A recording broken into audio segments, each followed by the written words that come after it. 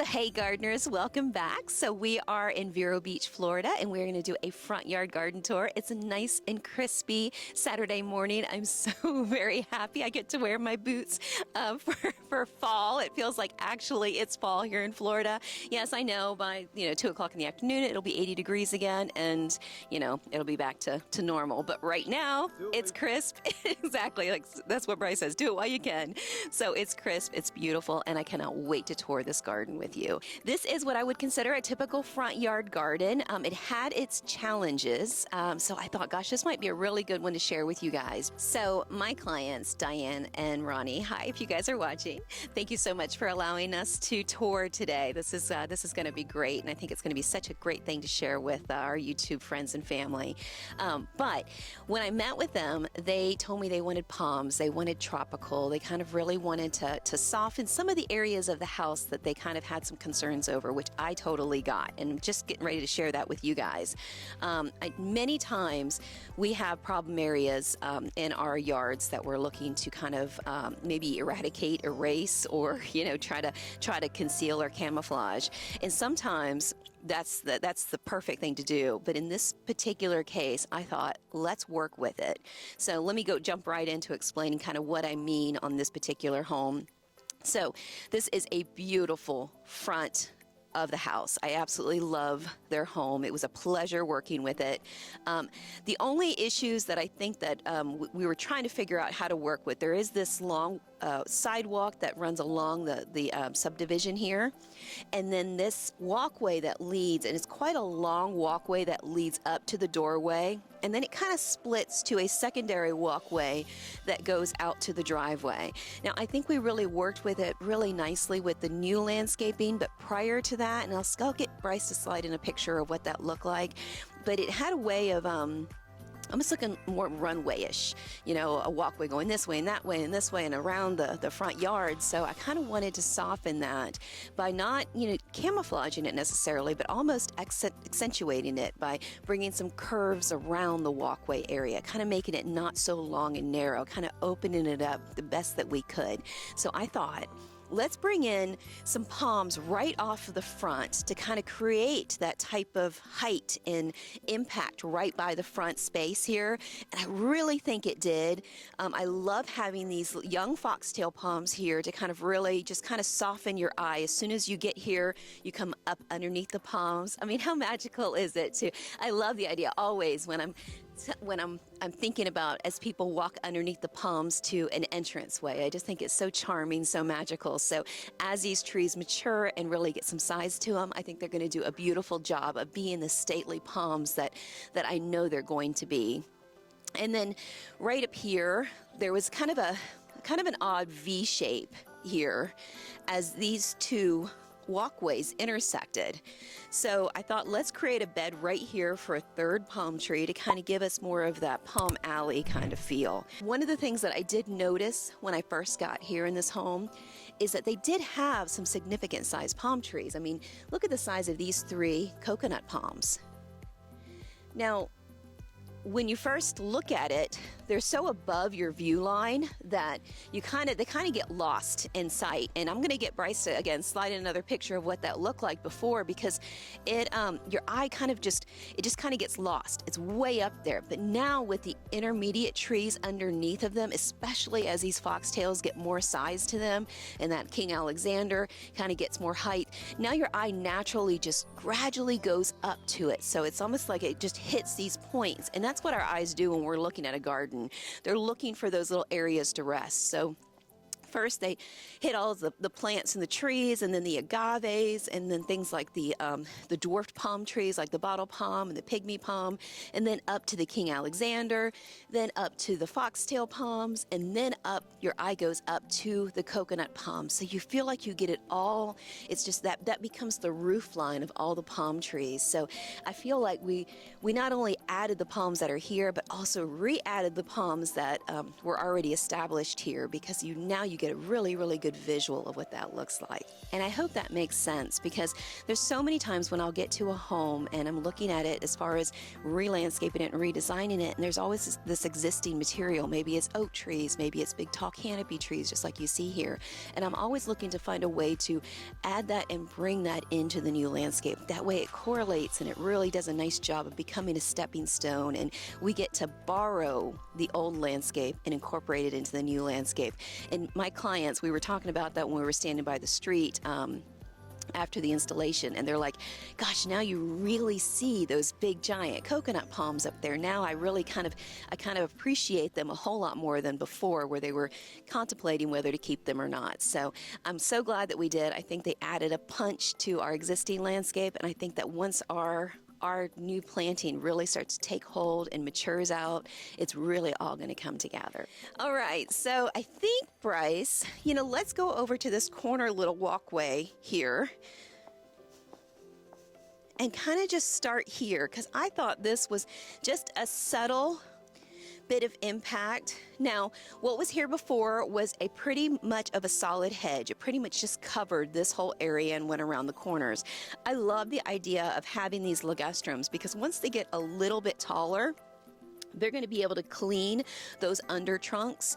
And to me, those trunks, they kind of give you that grapevine-y kind of look. I know this is a young guy, so it's kind of hard to tell, but they kind of have a really cool ornate trunk base. And that'll give this tree kind of an interesting look from the bottom, and then it's just kind of a nice rounded top. Very clean, very crisp, but a controllable space for what's only a 3-foot wide walkway. So we need to make sure that it would really stay where it's put over the long run. Then underneath, I went with some soft, subtle material, the golden dews, just to give a pop of color from the road, and little clusters of things like the mammy crotons. And you'll notice that in this whole design, and then in many of my designs, I'll do clusters of these for just pops of color. So there's a cluster of 3 and a cluster of 3, and I commonly do clusters of 3s and 4s for that reason. So that way we just get that pop of color.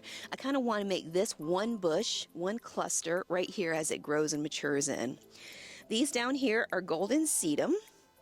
I love the way those look in the ground. I just think that they're just a nice bright spot that kind of remind me of the golden dews, but I love that texture. I love that succulent texture. I just think it's so cool, so neat, and it's just so, I don't know, so rubbery, so leathery. It's just so cool. And then right here we have a purple bougainvillea. You guys know how I feel about bougainvilleas. I know they have the thorns. I know they can be a little bit, not friendly. But when you put them in pots, you can really, really get the most from them. I know a lot of people have them in the ground. I get fearful of putting them in the ground, even for my clients, even for myself. You notice that in my yard, I have 4 bougainvilleas, and they're all in pots. And so she had this pot already here, and it was had a bunch of material in here. It was just kind of overgrown and kind of a mess for her. So we took that all out, and I told her, I said, let's put a bougainvillea in here for this pop of color. Now, bougainvillea, you can nip and just trim these edges, and then voila, that very next weekend, you're going to have blooms everywhere you trimmed. And you can maintain the amount of water that this guy gets. So all of this plant grouping that's here is going to get water daily. And this guy is only going to get water as needed, because bougainvilleas like to fully dry out. So they like a good saturation of water, runs through the hole in the drainage holes in the bottom of the pot, and then it dries right out. That's the perfect environment for it. She's going to fertilize this with BGI, bougainvillea fertilizer, about every 3 months, and this is going to be a very, very happy plant. I'd say only let it get about a couple foot taller, but kind of let it mound and really kind of cascade over top of this really cool contemporary pot, and I think it's just going to be a fabulous look for in front of this window, because it's kind of a limited space. I don't know if you can tell, but Bryce, this overhang right here is just so aggressive that we couldn't put any kind of tree material that was going to, easily get into this space. So we chose things that we can keep trimmed, keep contained, that were not a hedge. So these little trees the ligustrums are going to be fabulous. A couple foot taller, but not too tall to be, in this space. It's something that you can keep nice and confined. And this bougainvillea gets plenty of sun. We get good afternoon sun in this whole space. So this plant is going to absolutely love this environment. Everything on this wall gets about 8 hours of sun. So morning to midday. The only time it doesn't seem to be getting sun is when it's cloudy like today. So I hope you guys are getting a good enough color visual from the camera. I hope it's picking up because it's a bit of a cloudy day.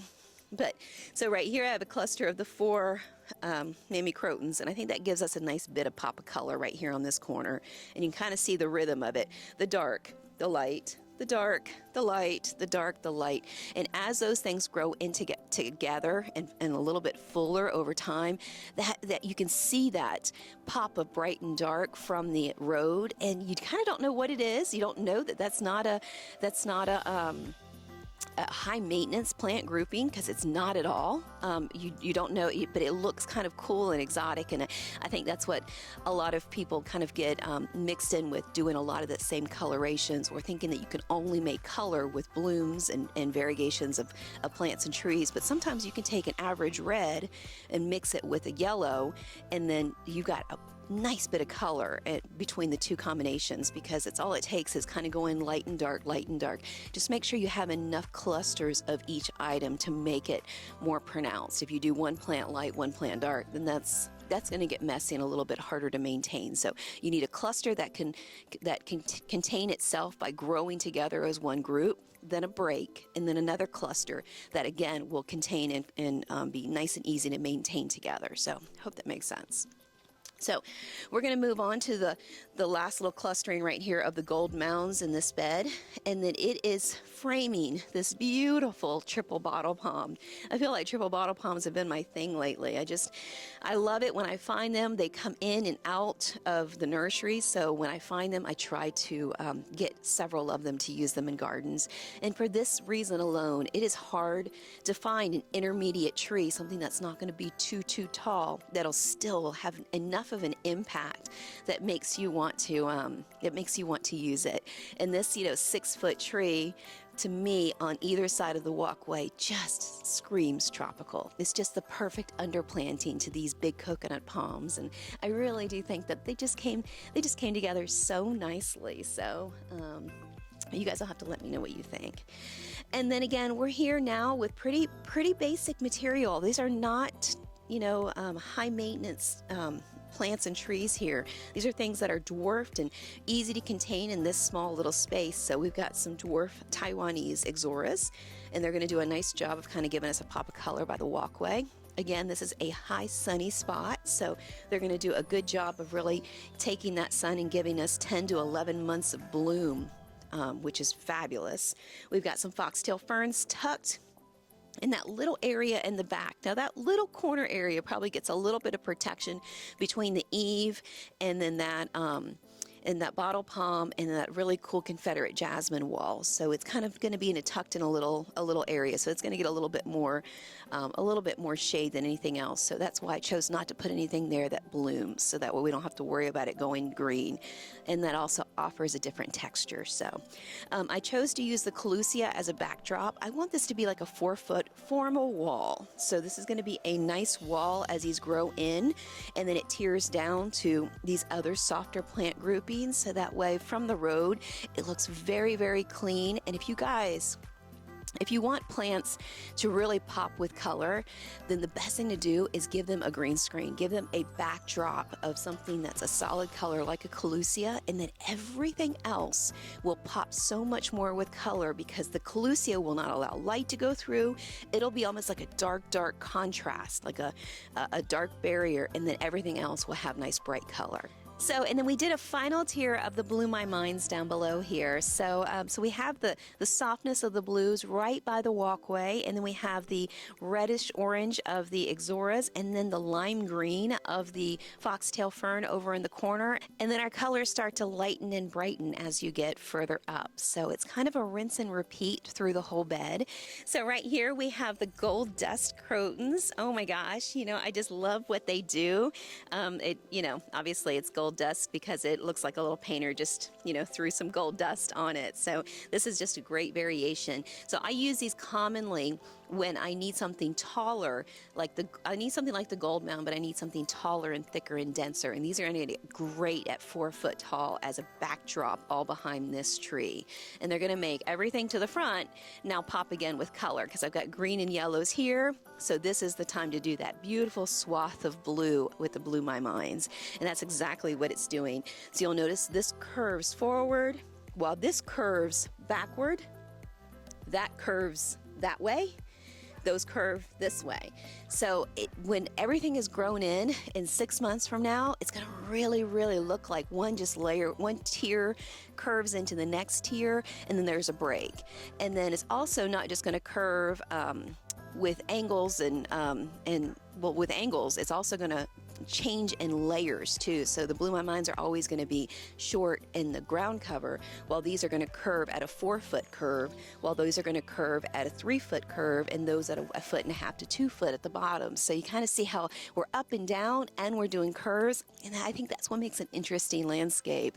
And then of course you can't forget what these guys do for us.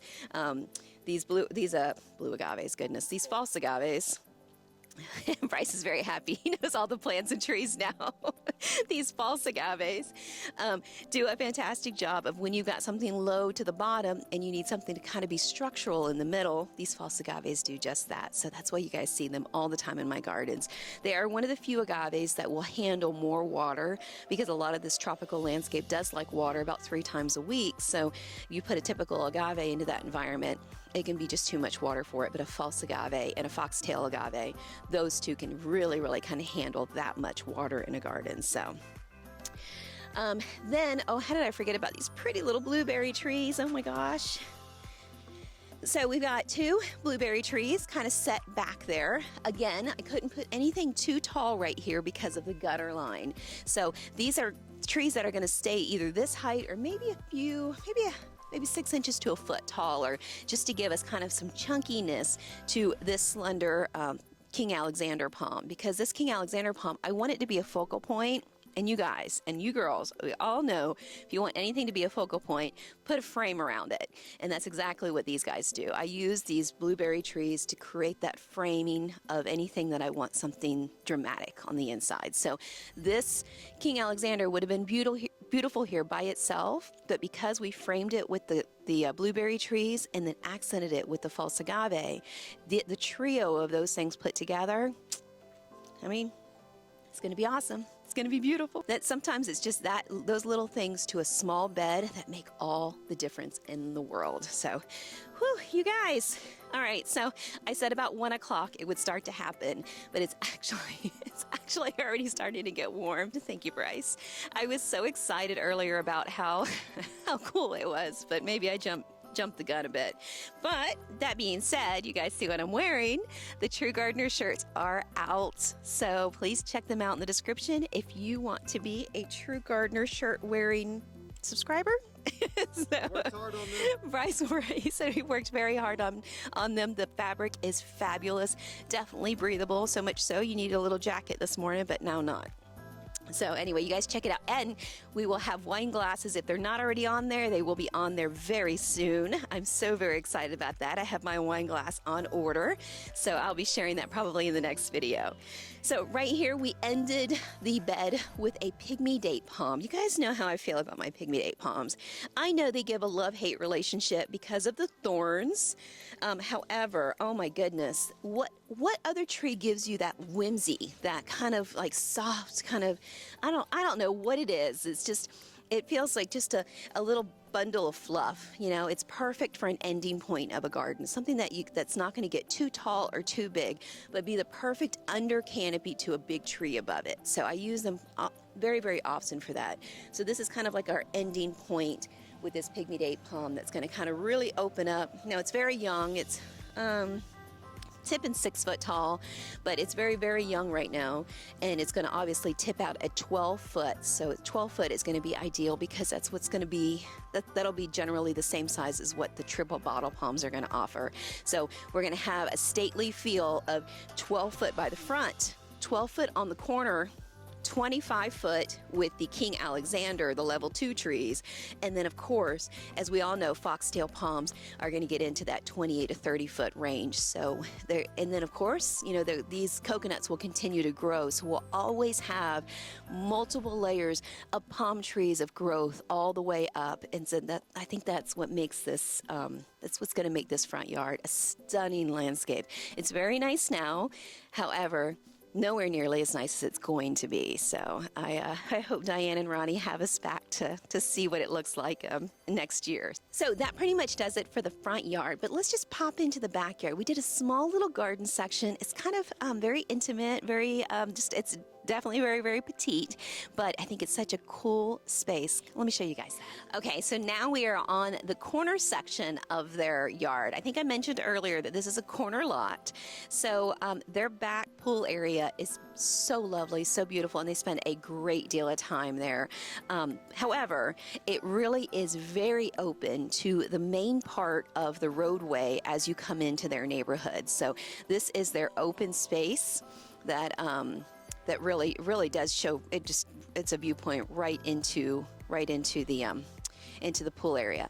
So we kind of tossed around a couple things. My clients wanted originally to maybe put a big fence here, but was not sure if the HOA was going to allow a giant fence on this main corner lot area. So I thought, let's start out with a collusia hedge here, just kind of give them a little bit of protection from when they're inside to make it a little bit more like a courtyard space. So so I took out their current hedge that just kind of L and went straight down like this, and I'll show you a before picture of what that looked like. But and put in a collusia hedge. They're going to put in a lovely gate that's going to go right here to make this look like a little secret garden, which is just so up my alley. It's so charming. So we're going to have a nice gate, and when you do a gate, you guys know I have to do a walkway. So we just did a nice little walkway with some plantings on both sides. Now when this collusia hedge that wraps around here gets nice and solid and clean, right now it's still wonky from being a new planting, but it is going to be very, very solid like they tend to do, and really give them that private wall here of about 8 to 10 foot, I think is what they're going to do, because they really wanted to soften the space. This is Tahitian gray granite, nice walkway path leading right up to their stepping pad. Diane's allowed us to take a peek from inside, and that way you guys really get a good glimpse of what this looks like from indoors. So this is their lovely pool area, and I could see why they spend so much time here. I think I would spend every minute here. This is just so gorgeous. So keep in mind, you guys, that there was not a lot of space to work with because this really goes down on a slant. But if you can see from in here, look at the traffic that comes through here.